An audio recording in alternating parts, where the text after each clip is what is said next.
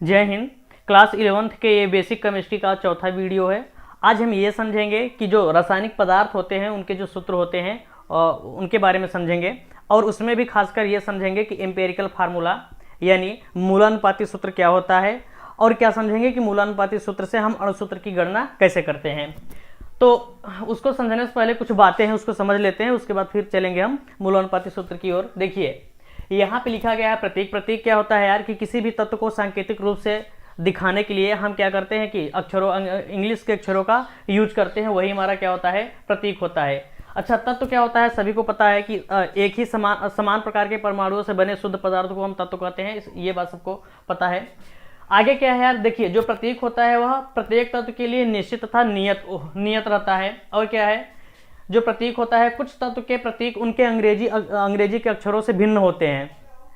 क्यों ऐसा क्यों? क्योंकि उनके जो इंग्लिश नेम होते हैं और उनके जो लैटिन नेम होते हैं उनमें भिन्नता पाई जाती है। इसलिए क्या किया जाता है कि वे जो तत्व होते हैं उनके प्रतीक इंग्लिश के नेम से न लेके उसके लैटिन के नेम से क्या किया जाता है, लिया जाता है। जैसे अगर हम बात करें तो यहाँ पे देखिए इंग्लिश नेम लिखे हैं, कुछ ऐसे तत्व हैं जो क्या है लैटिन नेम पे लिया गया है। जैसे यहाँ पे नाम लिखा गया है, इंग्लिश नेम है, उसका प्रतीक क्या है और लैटिन नेम क्या होता है। सोडियम इंग्लिश नाम है, सोडियम हम जानते हैं, सोडियम को NS दिखाते हैं। ऐसा क्यों? क्योंकि इसका जो लैटिन नेम होता है वह नेट्रियम है। क्या? नेट्रियम। इसलिए सोडियम का प्रतीक SO ये ना लेके क्या किया गया है, ये ना लिया गया है। आगे है पोटेशियम। पोटेशियम का क्या होता है के, इसका लैटिन नेम क्या है, कैलियम। आयरन को Fe से फेरम, कापर को Cu से इसको क्यूप्रम बोलते हैं, सिल्वर को Ag से इसको एजेंटम बोलते हैं, गोल्ड को Au से इसको औरम बोलते हैं। आगे क्या है, टिन। देखिए टिन को एशियन से, ऐसा क्यों? क्योंकि इसका जो लैटिन नेम है वो क्या है, स्टेनम है। एंटीमनी की बात करें तो Sb से इसका नेम क्या है, स्टेबम है। लेड को हम क्या कहते हैं, प्लम्बम कहते हैं, इसलिए इसको Pb से। मरकरी क्या है, मरकरी का लैटिन नेम क्या है, हाइड्रोजेरियम, इसलिए इसको हम Hg से। और टंगस्टन को W से, क्योंकि इसका लैटिन नेम क्या है, वोल्फ्राम होता है। ये तो था हमारा प्रतीक। और कुछ ऐसे भी तत्व हैं जिनको हम क्या करते हैं, उनके इंग्लिश नाम से न लेके उसका जो प्रतीक होता है उनके लैटिन नाम से क्या करते हैं, लेते हैं। इसको हम अच्छे से समझ लिए हैं। ऐसा क्यों? क्योंकि इनके इंग्लिश और लैटिन नेम में क्या होती है, भिन्नता पाई जाती है। आइए अब इसके बाद हम ये समझ लेते हैं कि आयन क्या होता है, और जो आयन होता है उसकी सहायता से हम किसी भी सूत्र का निर्माण कैसे कर लेते हैं। चलिए अब इसको हम समझते हैं, आयन क्या होता है। आइए आयंस के बारे में समझ लेते हैं। आयंस क्या होता है यार, तो जो आयंस होता है ऐसा परमाणु या परमाणु समूह जिसपे अनिवार्य रूप से कुछ आयन पाया जाए, उसे हम क्या कहते हैं, आयन कहते हैं। देखिए ये जो आयन होता है आपका दो टाइप का होता है। अगर हम आयन की बात करें तो दो टाइप का होता है, एक होता है धनायन और दूसरा क्या होता है यार, दूसरा होता है आपका ऋणायन। तो आयन क्या होता है ये समझ में आ गया कि ऐसा परमाणु या फिर एक परमाणु हो, जैसे यहाँ पे परमाणु है ना, या फिर परमाणुओं का समूह, ऐसा परमाणु या फिर परमाणुओं का समूह जिसपे अनिवार्य रूप से कुछ आयन पाया जाए, उसे हम क्या कहते हैं, उसे हम आयंस कहते हैं।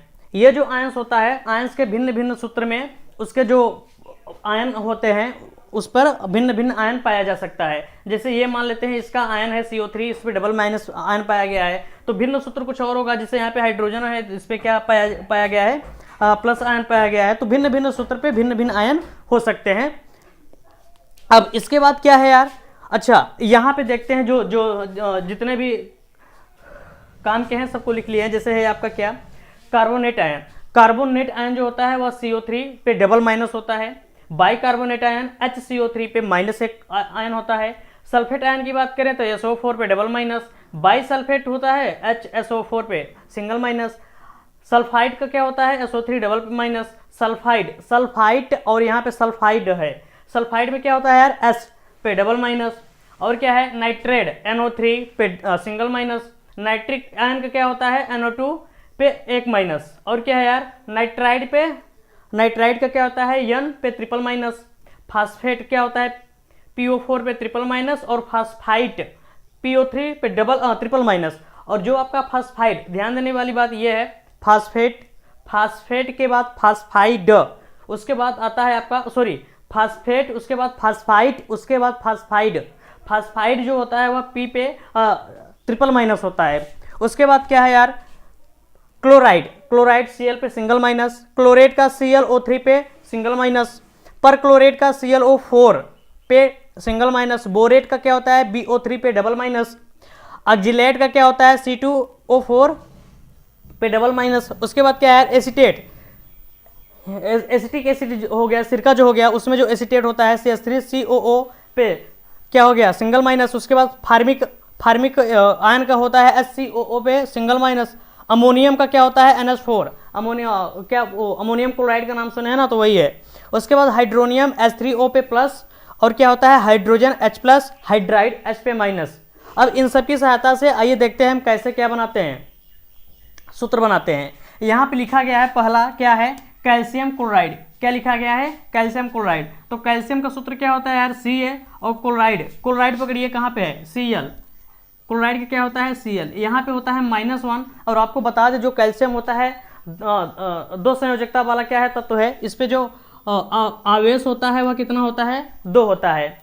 अब जब इसको सूत्र से बनाया जाता है तो इसका आवेश यहाँ पे चला जाता है और इसका आवेश यहाँ पे चला जाता है। तो इसको हम कैसे लिखेंगे यार, Ca का 1 Cl2, चूंकि जो 1 होता है इसको नहीं दर्शाया जाता, ये बन गया क्या CaCl2, यानी ये आपका कैल्शियम क्लोराइड बन गया। अगर हम पोटेशियम क्लोरेट की बात करें तो पोटेशियम का संकेत क्या होता है यार K, और क्लोरेट किधर गया ये ClO3 पे माइनस। जो पोटेशियम होता है वह एक संयोजी वाला तत्व होता है, यानी अगर इस पे हम आयंस की बात करें तो इस पे जो आयंस होता है +1 होता है। ये आयंस वगैरह कैसे आता है अगर नहीं समझ में आ रहा है तो हमें कमेंट बॉक्स में कमेंट करके बताइए, इस पे हम क्या करेंगे वीडियो बना देंगे अगर आप चाहे तो। ये क्या है आयंस है। अब देखिए इसका आयन यहाँ पे चला आएगा और इसका आयन जो है इस पूरे के साथ जाएगा, इस पूरे के साथ यहाँ चला आएगा। अब इसको हम लिखेंगे तो क्या होगा K1, उसके बाद ClO3 पे 1। चूंकि जो 1 है इसको नहीं लिखा जाता तो इसको हम क्या कर सकते हैं यार KClO3, ये हमारा क्या बन गया पोटेशियम क्लोरेट। अगर ऐसे ही बात करें सोडियम बाइसल्फेट की तो सोडियम का संकेत क्या होता है यार Na, और बाइसल्फेट का HSO4 पे -1, ये बाइसल्फेट का है।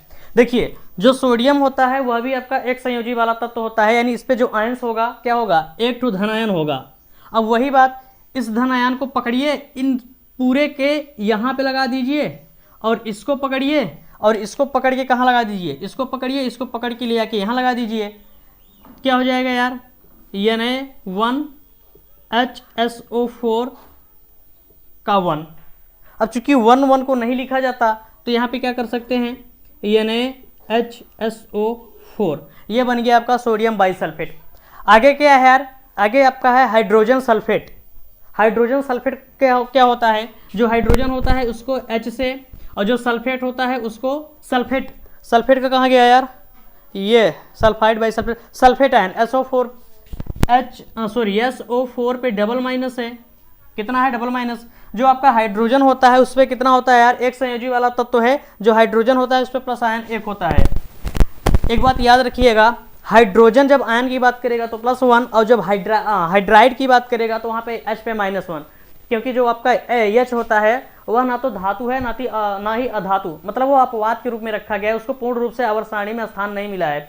कभी वो क्या करता है हाइड्रोजन की जैसा बिहेव करता है, और कभी क्या होता है कि इधर यस ब्लॉक के प्रथम ग्रुप के साथ क्या करता है वो अपना बिहेव दिखाता है।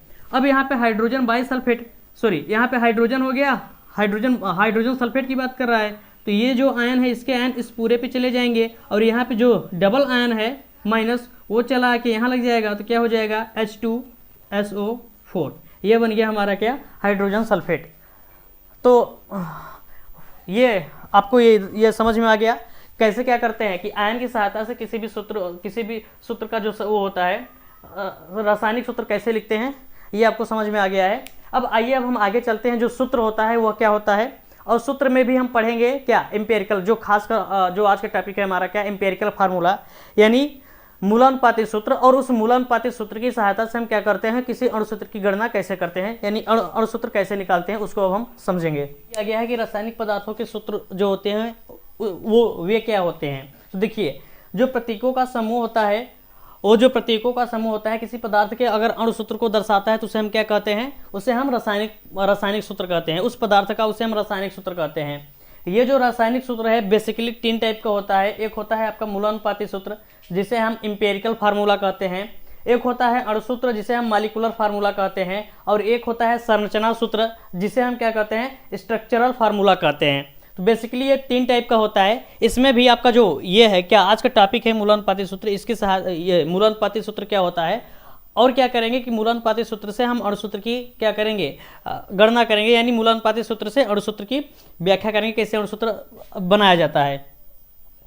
मूलानुपाती सूत्र क्या होता है यार कि यौगिक में उपस्थित तत्वों के परमाणुओं की संख्या के सरलतम पूर्णांक को मूलानुपाती सूत्र कहते हैं। यहाँ पे ध्यान देने वाली बात क्या है कि यौगिक में उपस्थित तत्वों के परमाणु, जितने भी तत्व होंगे सबको एक साथ जोड़ लेंगे, उसके बाद संख्या के सरलतम, उसका एक क्या लेंगे, सरलतम अनुपात लेंगे, लेकिन वो भी कैसा होना चाहिए, पूर्णांक में होना चाहिए। उसे हम क्या कहेंगे, मूलानुपाती सूत्र कहेंगे। जैसे पे यहाँ पे लिखा गया है हाइड्रोजन पेरोक्साइड, ये क्या है, हाइड्रोजन पेरोक्साइड। अगर इसका हम मूलानुपाती सूत्र लिखें तो ये क्या होगा यार, देखिए हाइड्रोजन और ऑक्सीजन के बीच में, अगर हाइड्रोजन का देखिए 2 परमाणु, ऑक्सीजन का 2 परमाणु, अगर इनका सरलतम अनुपात निकालेंगे तो 1:1 आएगा, यानी ये हमारा बन गया क्या, H1ONO1, इसको हम ये कह सकते हैं HO।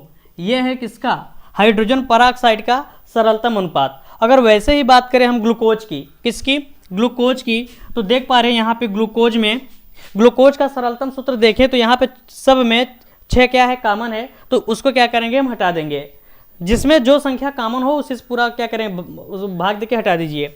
यहाँ पे क्या होगा यार, इंपेरिकल फार्मूला, यानी मूलानुपाती सूत्र क्या बन जाएगा, C 6 दूनी 12 और 6 का 1 6, यहाँ पे 1H2 और O1, या इसी को हम लिख सकते हैं CH2O। ये बन गया क्या, मूलानुपाती सूत्र। वैसे ही अगर हम इसकी बात करें, ये क्या है, C2H6O, इसको बोला जाता है एथिल अल्कोहल। C2H5OH क्या है, एथिल अल्कोहल है। अगर इसका मूलानुपाती सूत्र लिखें, देखो एथिल अल्कोहल का सूत्र तो ऐसा होता है, लेकिन जब हम इसका मूलानुपाती सूत्र निकालते हैं तो समय क्या क्या करते हैं कि जो परमाणु होते हैं सभी परमाणु को जोड़ लेते हैं, उसके बाद क्या करते हैं, उसमें एक सरलतम पूर्णांक निकालते हैं। तो देखिए, और सरलतम अनुपात निकालते हैं, ये भी कैसा होना चाहिए, सरलतम अनुपात हो, और वो भी पूर्णांक, यानी कैसा होना चाहिए, पूर्णांक होना चाहिए।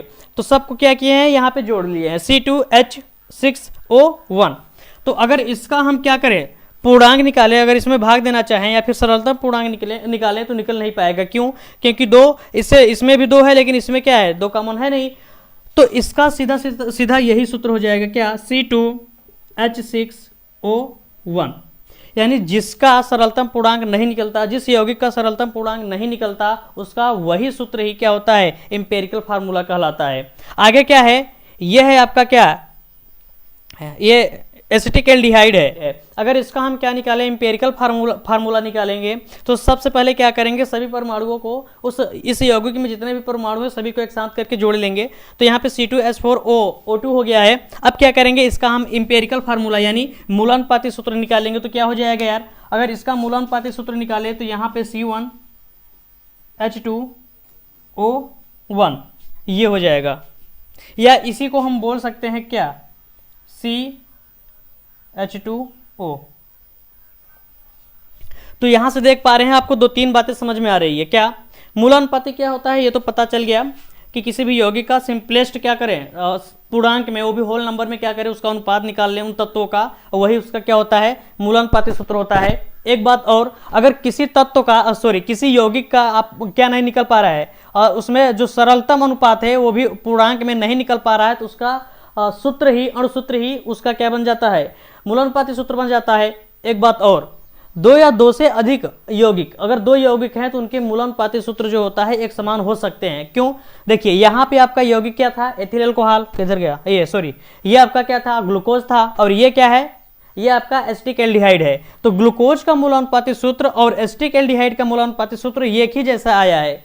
तो देखिए, किसी भी यौगिक का अगर मूलानुपाती सूत्र मिला है तो उस मूलानुपाती सूत्र को हम देखकर ये नहीं बता सकते कि वह कौन सा यौगिक है। मूलानुपाती, अब क्या पता ये मूलानुपाती सूत्र CH2O है, तो क्या इसको देख के हम बता सकते हैं क्या कि ये इसका है, या फिर यही चीज या तो यहाँ पे मिला है ये इसका है। तो मूलानुपाती सूत्र को देखकर हम क्या किसी भी यौगिक की पहचान नहीं कर सकते हैं। और क्या है यार, और ये मतलब दो या उससे अधिक यौगिकों का जो मूलानुपाती सूत्र होता है एक जैसा निकल सकता है। जिसका मूलानुपाती सूत्र नहीं निकलता उसका अणुसूत्र ही उसका मूलानुपाती सूत्र हो जाता है। तो ये था हमारा क्या मूलानुपाती सूत्र, इसको समझ गए हैं। आइए अब आगे हम समझते हैं अणुसूत्र क्या होता है, उसके बाद हम समझेंगे क्या संरचना सूत्र क्या होता है। देखिए अब समझते हैं हम अणुसूत्र क्या होता है। इसको हम क्या कहते हैं, मॉलिक्यूलर फार्मूला कहते हैं। मॉलिक्यूलर फार्मूला क्या होता है यार कि यौगिक में उपस्थित तत्वों के परमाणुओं की संख्या के वास्तविक अनुपात से। यहाँ पे देखिए एक बात आया है क्या, वास्तविक अनुपात, जबकि मूलानुपाती सूत्र में क्या था यार कि एक सरलतम अनुपात होना चाहिए वो भी पूर्णांक में। और इसमें क्या है कि जो भी संख्या मिल रही है परमाणुओं की उसकी एक वास्तविक अनुपात से जो सूत्र बनता है, निर्मित सूत्र को हम क्या कहते हैं, अणुसूत्र कहते हैं। जैसे मीथेन, मीथेन में क्या होता है यार, कार्बन जो आपका होता है एक होता है और हाइड्रोजन कितना होता है, 4 परमाणु होता है। तो इसका एक वास्तविक क्या होता है, अनुपात है, जितना है कि उतना ही रहेगा। तो मीथेन का सूत्र क्या है, CH4 है। और क्या है यार, इथेन का क्या होता है, C2H6 है। ऐसे ही बात करें एसिटिक एसिड का तो क्या हो जाएगा, CH3COOH। तो ये क्या है कि एक वास्तविक अनुपात है, इसमें सभी क्या है, सभी तत्व तो इसमें इन्वॉल्व हैं। इसमें मतलब सिंपलेस्ट इसका क्या रेशियो नहीं लिया गया है। ये था हमारा क्या अणुसूत्र। अणुसूत्र की खासियत क्या होती है यार कि अगर हम अणुसूत्र की जो अणुसूत्र होता है अगर उसको देख के हम क्या कर सकते हैं, यौगिक को बता सकते हैं कि यह कौन सा यौगिक है। जैसे इसको अगर देखेंगे तो क्या कहेंगे, इसको हम देख के ये बता सकते हैं कि भैया ये हमारा एसिटिक एसिड है, इसको तो हम कभी मीथेन बोलेंगे नहीं। वैसे ये हमारा क्या है, CH4 मीथेन है, तो इसको हम क्या कभी एथेन तो बोलेंगे नहीं। तो क्या होता है, वही बात की मतलब इन सब को देखकर यौगिक की पहचान की जा सकती है।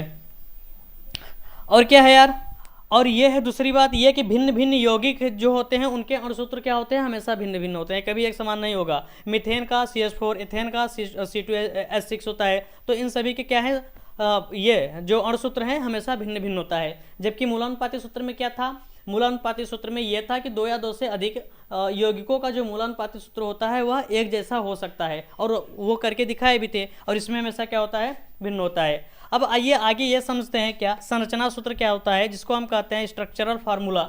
इसको समझ लेते हैं ये क्या होता है। अब देखिए तीसरा हमारा क्या है, ये संरचना सूत्र। इसको हम कहते हैं रचनात्मक सूत्र भी, एक नाम और से जाना जाता है क्या, रचनात्मक सूत्र। रचनात्मक या फिर संरचना सूत्र क्या होता है यार कि अगर कोई यौगिक है और उस यौगिक में उसका बंध विन्यास दिखाया जा रहा है। बंध विन्यास का मतलब कि कितने बॉन्ड से कौन क्या कैसे बंधा है, तो उसे हम क्या कहते हैं, संरचना सूत्र या फिर रचनात्मक सूत्र कहते हैं। अगर बात करें हम एसिटिक एसिड की तो ये हमारा क्या है, एसिटिक एसिड का ये अणुसूत्र है, यहाँ पे सूत्र दिखाया गया है। अगर इसकी हम बात करें संरचना सूत्र की तो संरचना सूत्र क्या होगा यार, C। इस कार्बन से 3 हाइड्रोजन क्या हैं, बंधे हुए हैं, तो इसको हम दिखाएंगे, ये हाइड्रोजन बॉन्ड इधर, सॉरी एक बंध से इधर बंधा हुआ है, कार्बन से एक हाइड्रोजन इधर बंधा हुआ है। उसके बाद क्या है, कार्बन से डबल बॉन्ड से ऑक्सीजन जुड़ा है। उसके बाद क्या है, सिंगल बॉन्ड से ऑक्सीजन, फिर क्या जुड़ा हुआ है आपका हाइड्रोजन। ये संरचना सूत्र दिखा रहा है किसका, एसिटिक एसिड का। ऐसे ही बात करें हम एथेन का तो एथेन में क्या है यार, कार्बन कार्बन, उसके बाद क्या है हाइड्रोजन, यहाँ पे हाइड्रोजन, यहाँ पे हाइड्रोजन, यहाँ पे हाइड्रोजन, यहाँ पे हाइड्रोजन और यहाँ पे हाइड्रोजन। एक मिनट, इसको यहाँ कर लेते हैं, इसको अब यहाँ कर लेते हैं। तो ये था हमारा क्या, एथेन।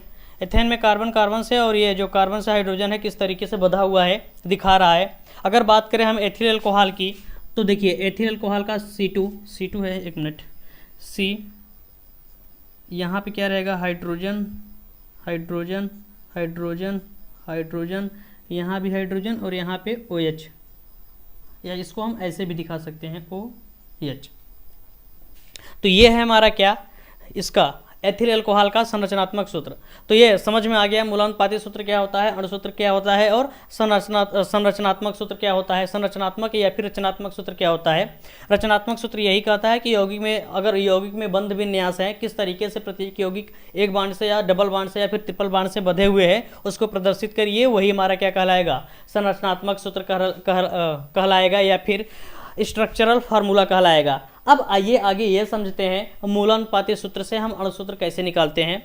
तो उसके लिए पहले थोड़ा सा एक बात समझ लेते हैं, कॉन्सेप्ट है कि परसेंटेज कैसे निकाला जाता है या प्रतिशत संघटन कैसे निकाला जाता है। आइए उसको समझते हैं। देखिए अगर बात करें प्रतिशत संघटन की यानी अभी जो एम्पेरिकल फार्मूला निकालेंगे तो उसमें इसकी ज़रूरत पड़ेगी, इसलिए इसको समझ लेते हैं। प्रतिशत संगठन की या फिर परसेंटेज कंपोजिशन की बात करें तो ये क्या होता है, यौगिक का द्रव्यमान, जिस यौगिक में जिसका निकालेंगे उस पूरे यौगिक का द्रव्यमान बटे जिस घटक का निकालेंगे उसका द्रव्यमान गुणे क्या करेंगे 100 कर लेंगे। यहाँ पे लिखा गया क्या है, mass of dead quantities compound divided by क्या करेंगे, मास ऑफ कंपोनेंट जिस घटक का निकालना है, और यहाँ पे क्या करेंगे 100 से मल्टीप्लाई कर देंगे, उसका परसेंटेज निकल जाएगा। कह रहा है कि H2O में यानी जल में ऑक्सीजन की कितना परसेंटेज है यार, तो यहाँ पे हम परसेंटेज इसका ऑक्सीजन का निकालेंगे तो क्या होगा, यौगिक का द्रव्यमान यानी H2O का द्रव्यमान कितना होगा 18, अगर अणुभार निकालेंगे तो 18 ही आएगा, और ऑक्सीजन की कितना होता है 16, गुणे क्या करेंगे 100, यही इसकी क्या निकल गई परसेंटेज, जो हल करेंगे जो भी आएगा परसेंटेज हो गया। आगे क्या है NaCl में क्लोरीन की, तो देखिए परसेंटेज निकालेंगे किसी क्लोरीन की, तो जिसकी निकाली जाती है ये NaCl जो है इसको जोड़ देंगे पूरा, ये कितना आएगा, ये आपका 23 प्लस 35.5 बटे क्लोरीन का निकालना है तो क्लोरीन का नीचे रख लेंगे 35.5 गुणे क्या करेंगे 100, बाकी इसको हल करेंगे जो आएगा वही उसका परसेंटेज होगा। H2SO4 में अगर ऑक्सीजन की परसेंटेज की बात करें तो ऑक्सीजन का परसेंटेज कितना निकलेगा यार, H2SO4 का अणुभार रखेंगे, जोड़ेंगे कितना आएगा, इसको जोड़ेंगे तो ये 98 आएगा बटे, उसके बाद क्या होगा, ऑक्सीजन का परमाणु भार कितना होता है यार 16, यहाँ पे रखेंगे 16 गुणे क्या हो जाएगा 100, इसको भी हल कर लेंगे जो भी आएगा क्या होगा वही आपका आंसर होगा।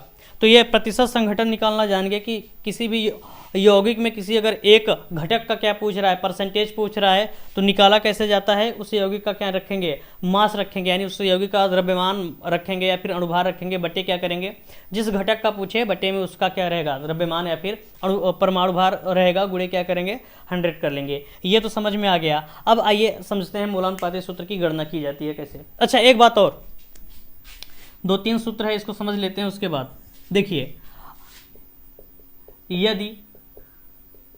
यदि यौगिक का घटक यदि यौगिक का वाष्प दाब दिया हो, वाष्प दाब ज्ञात हो, तो जो यौगिक का अणुभार निकलता है, अणुभार वह होता है 2 गुणे वेपर डेंसिटी यानी वाष्प घनत्व, इसको वाष्प घनत्व कहते हैं, वाष्प घनत्व। अगर यौगिक का वाष्प दाब दिया है तो अणुभार निकालने के लिए 2 गुणे क्या करते हैं वाष्प घनत्व से गुणा कर देते हैं। उसके बाद ये है कि देखिए जो आपका अणुसूत्र ज्ञात किया जाता है, क्या अणुसूत्र, वह होता है मूलानुपाती सूत्र, मूलानुपाती सूत्र, और यहाँ पे होता है यन, क्या होता है यन। अब ये यन क्या है, यन निकालने के लिए हम करते क्या हैं, यन बराबर अणुभार क्या रखेंगे, अणुभार बटे मूलानुपाती सूत्र भार। ये फार्मूला आपको याद करके रखना है, मार्कर बिना गिरे काम नहीं बनता हमारा, ससुरा गिरेगा जरूर। यह है आपका फार्मूला यन का। देखिए अगर अणुभार दिया है तो कोई दिक्कत नहीं, अगर अणुभार नहीं दिया है उसकी जगह पे वाष्प घनत्व दे रखा है तो हम उसमें 2 से गुणा कर देंगे तो उसका क्या निकल जाएगा, अणुभार निकल जाएगा। उसके बाद अणुसूत्र जो होता है, हमें अणुसूत्र ही निकालना है, मूलानुपाती सूत्र की सहायता से अणुसूत्र निकालना है। तो अगर मूलानुपाती सूत्र निकाल लेंगे और अणुसूत्र निकालने की जब बात कहेगा तो मूलानुपाती सूत्र और उसके नीचे यन लगा देंगे मल्टीप्लाई करके। ये यन क्या है अभी आगे आएगा। ये जो यन होता है, यन कैसे निकाला जाता है, तो यन बराबर होता है अणुभार बटे मूलानुपाती सूत्रभार। आइए अब हम आगे समझते हैं एम्पेरिकल फार्मूला कैसे निकाला जाता है। हमें मूलानुपाती सूत्र निकालना है, यार ढक्कन उल्टा पुल्टा बंद कर देते हैं। मूलानुपाती सूत्र की गणना कैसे की जाती है, सुनिए, कोई भी मान लेते हैं यौगिक है और उसमें जो यौगिक है वह यौगिक जो है कार्बन, हाइड्रोजन और ऑक्सीजन से मिलके बना है। यहाँ पे क्या है, तत्व है, जो यौगिक है वह 3 तत्वों से मिलके बना है। और कह रहा है कि प्रत्येक जो यौगिक है उसका क्या प्रतिशत संघटन दे रखा है पहले से ही, यानी उसमें उसकी परसेंटेज दे रखा है, प्रतिशतता क्या दे रखा है, प्रतिशतता। एक का मान लेते हैं, अभी बस ऐसे ही समझा दे रहे हैं, उसके बाद एक सवाल देंगे सब समझ में आ जाएगा। प्रतिशतता इसमें दिया है कितना, इसका मान लेते हैं 40% दिया है, इसका मान लेते हैं 6.67% है, और ऑक्सीजन का, तो दोनों को जोड़ के 100 में से निकाल लेंगे, या फिर इसका भी दिया है, मान लेते हैं कितना है 53.33%। अब देखिए ये तो तत्व था, उसकी परसेंटेज दे रखा है। आपको एक बात याद होना चाहिए, जो तत्व होता है उसका परमाणु भार कितना होता है, परमाणु भार हमेशा याद रखना चाहिए। तो हम परमाणु भार अपने से याद करके यहाँ पे लिख लेंगे। सबसे पहले क्या दिया है, तत्व, तत्व के बाद उसकी प्रतिशतता लिखा जाता है, उसके बाद क्या, परमाणु भार। कार्बन का होता है 12, हाइड्रोजन का होता है हाइड्रोजन का 1, ऑक्सीजन का होता है 16। अब यहाँ पे जो निकाला जाएगा वो क्या निकाला जाएगा, उसे हम कहते हैं आपेक्षिक भार, या फिर आपेक्षिक भार संख्या। क्या है, परमाणुओं की आपेक्षिक संख्या। परमाणु की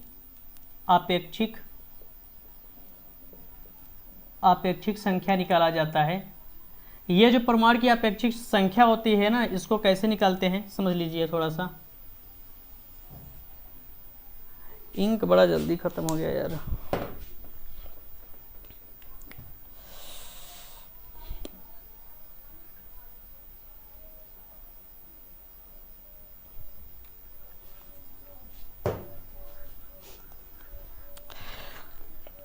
हेलो, चलो ना।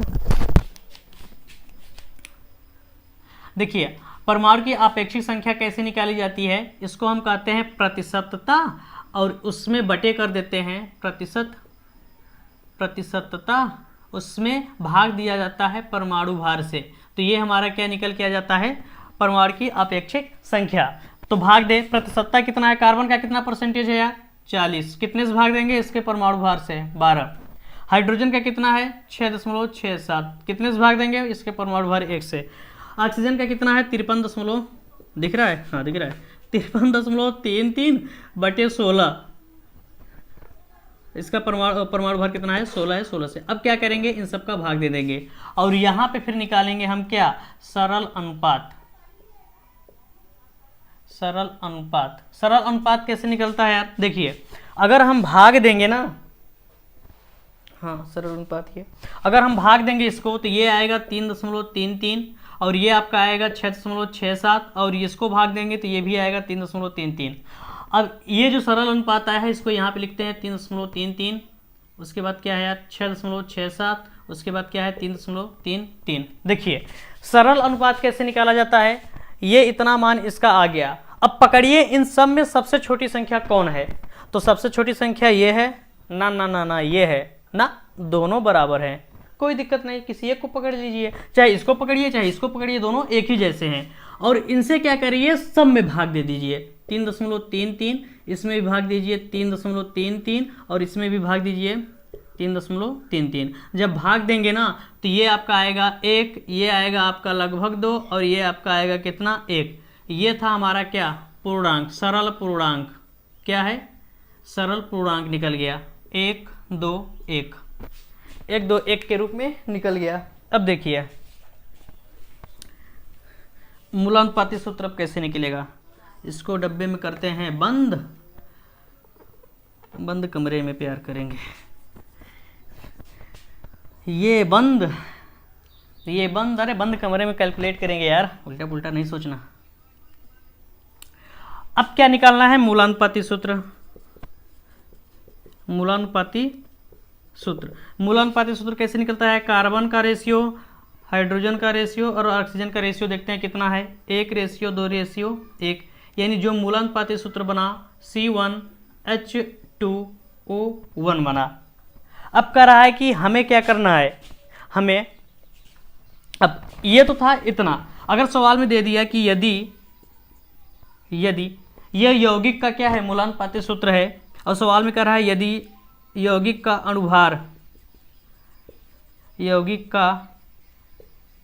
अणुभार कितना है यार, मान लेते हैं कितना दिया है 60, कितना है 60 ग्राम हो, तो क्या करना है यार, अणुसूत्र ज्ञात करना है, अणुसूत्र ज्ञात कीजिए। तो आपको बताए थे पहले ही, अगर अणुभार दिया है तो सही है, नहीं दिया है तो 2 गुणे क्या करेंगे वाष्प घनत्व, जिसमें वाष्प घनत्व न देके सीधा सीधा क्या दिया है, अणुभार ही दिया है। अब हमें ये पता है जो अणुसूत्र होता है, क्या अणुसूत्र, वह क्या होता है यार, मूलानुपाती सूत्र, और नीचे क्या लगता है, यन। यहाँ पे रहेगा क्या, मूलानुपाती सूत्र, मूलानुपाती सूत्र, और यहाँ पे रहेगा यन। अब यन कैसे निकालें, तो यन निकालने के लिए बोला गया है अणुभार बटे मूलानुपाती सूत्र भार। तो सबसे पहले हम इसका सूत्र भार निकाल लेते हैं। इसका सूत्र भार निकालेंगे तो कितना आएगा, कार्बन का 12 प्लस हाइड्रोजन का 2, हाइड्रोजन का 1 होता है, 2 हाइड्रोजन है 2 हो जाएगा, ऑक्सीजन का 16, इसको जोड़ेंगे तो ये आएगा कितना, 30 आ गया। अब क्या करेंगे, यन निकालेंगे। यन कैसे निकाला जाता है, यन बराबर अणुभार, अणुभार कितना है, अणुभार आपका 60 ग्राम है बटे क्या करेंगे 30, इसको काटेंगे कितना आएगा 2। अब निकालेंगे हम अणुसूत्र,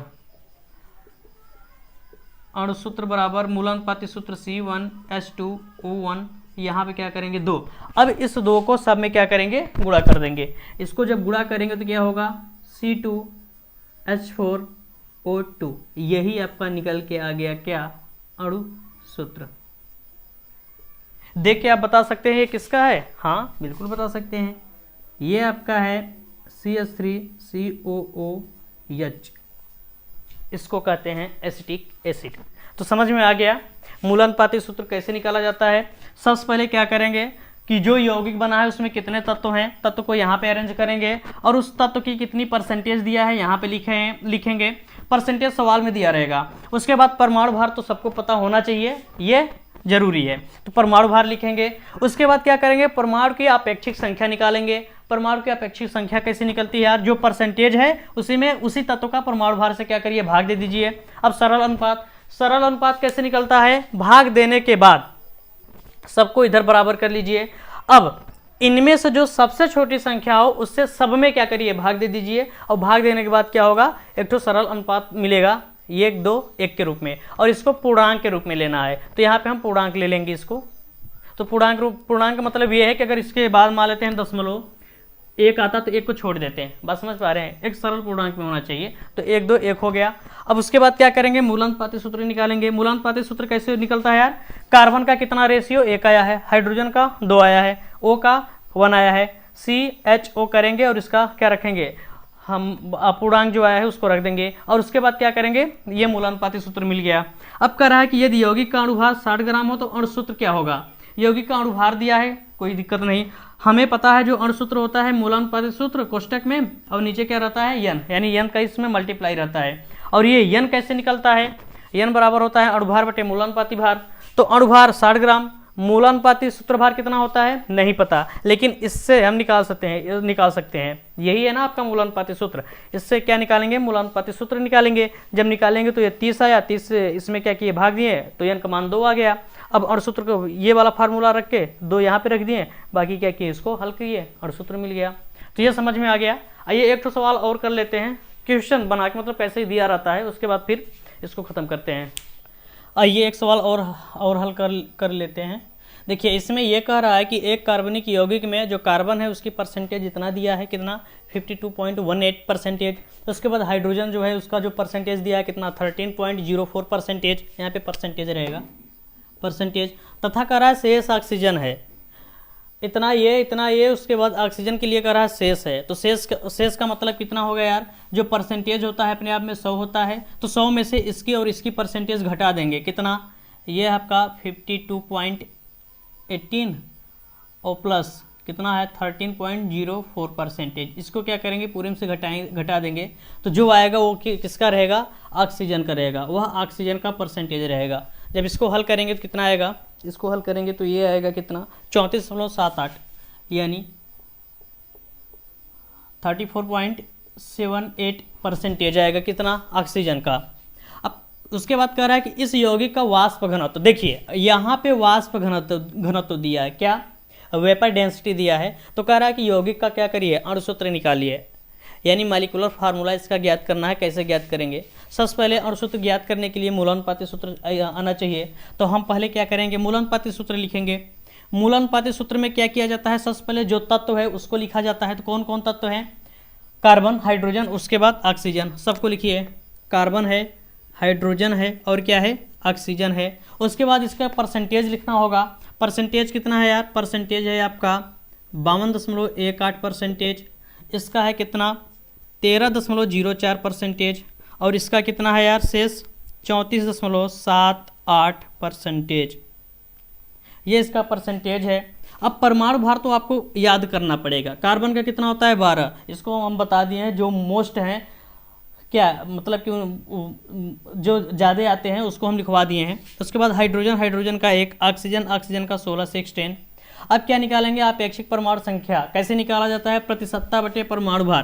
प्रतिशतता कितना है यार 52.18 बटे क्या करेंगे 12 से भाग देंगे। ये है आपका कितना 13.04, इसमें भाग देंगे 1 से। ये कितना है यार 34.78, इसमें भाग देंगे कितने से 16 से। जब भाग देंगे तो इसका मान कितना आएगा, इसका मान आएगा एक का आएगा 4.35, इसका मान आएगा 3.04 और इसका मान आपका आएगा 16 दूना 32, 2.17। कितना आया 2.17।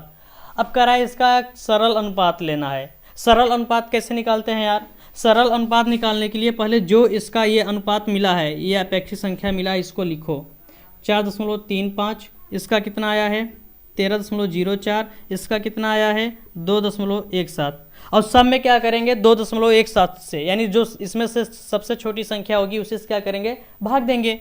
तो इसमें किससे भाग देंगे 2.17, इसमें भी भाग देंगे 2.17, इसमें भी भाग देंगे 2.17। देखिए ये तो 1 आएगा कितना 1, अगर इसका भाग देंगे तो 2 छांग 12, यानी ये नियर अबाउट कितना जाएगा 6 बार जाएगा, 6 से कुछ पॉइंट 6 दशमलव समथिंग होगा, ऐसे समझिए 6 दशमलव कुछ आएगा। अगर इसका भाग दें तो 2 दूना 4, 17 दूना 34, 35। तो ये आपका ये भी कितना आएगा 2 दूना 2, 2 दशमलव कुछ में जाएगा।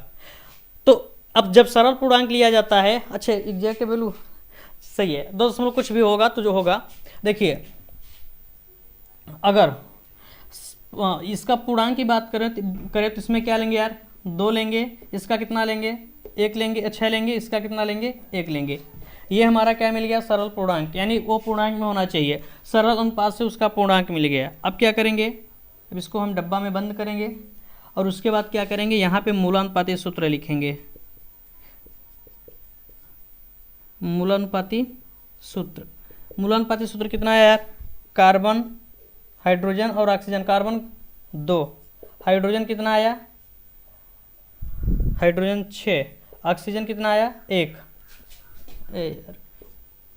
ये आया है 6, इसका मान 1, यानी क्या बना यार मूलानुपाती सूत्र C2H6O1, क्योंकि इसमें कोई सिंपल रेशियो नहीं, जो मिल रहा है वही है, सिंपल रेशियो ये मिल रहा था C2H6O1 ये मिला। अब कर रहा है इसका अणुसूत्र ज्ञात करना है। क्या ज्ञात करना है अणुसूत्र। अणुसूत्र बराबर क्या होता है यार मूलानुपाती सूत्र, मूलानुपाती सूत्र। और यहाँ क्या करते हैं यन, यन पता है बिल्कुल नहीं पता है, अगर यन नहीं पता है तो कैसे निकालते हैं वही। यन बराबर क्या होता है यार अणुभार, क्या अणुभार बटे मूलानुपाती सूत्र भार, मूलानुपाती सूत्र भार। यन बराबर अणुभार कितना है यार, ना ना ना ना ना अणुभार नहीं दिया है, इसका घनत्व तो दिया है। हम जानते हैं क्या जो अणुभार होता है वह 2 इंटू वेपर डेंसिटी होता है, बटे कर देंगे मूलानुपाती सूत्र भार। मूलानुपाती सूत्र भार कहाँ से, यहाँ से निकालेंगे, कितना आएगा यार कार्बन का कितना हो जाएगा 12, 12 दूना 24 प्लस हाइड्रोजन का 6 प्लस ऑक्सीजन का 16, ये आपका 40 और 40 6 46, कितना आया यार 46। यन बराबर 2 गुणे 23/46, वही चीज़ ये आ गया ऊपर। अच्छा वाष्प घनत्व तो कितना 23 सही है 46। इसको हम हल करेंगे कितना आएगा 46/46 काटेंगे कितना आएगा 1, यानी यन का मान कितना आया 1। अब इस यन का मान कहाँ रखेंगे यहाँ पे, यानी आपका अणुसूत्र क्या मिला, अणुसूत्र बराबर मूलानुपाती सूत्र C2H6O1 और यहाँ पे क्या रहता है यन, यन की जगह पे 1, हल करेंगे क्या आएगा C2H6O1, ये है आपका क्या, अणुसूत्र। और ये आपका कौन सा फार्मूला है, समझ पा रहे हैं? ये आपका है C2H5OH, यानी एथिल एल्कोहल है, C2H5OH। तो देख पा रहे हैं क्या एम्पेरिकल फार्मूला से हम अणुसूत्र कैसे निकालते हैं। तो आज के लिए बस इतना ही, फिर मिलेंगे। जय हिंद, जय भारत।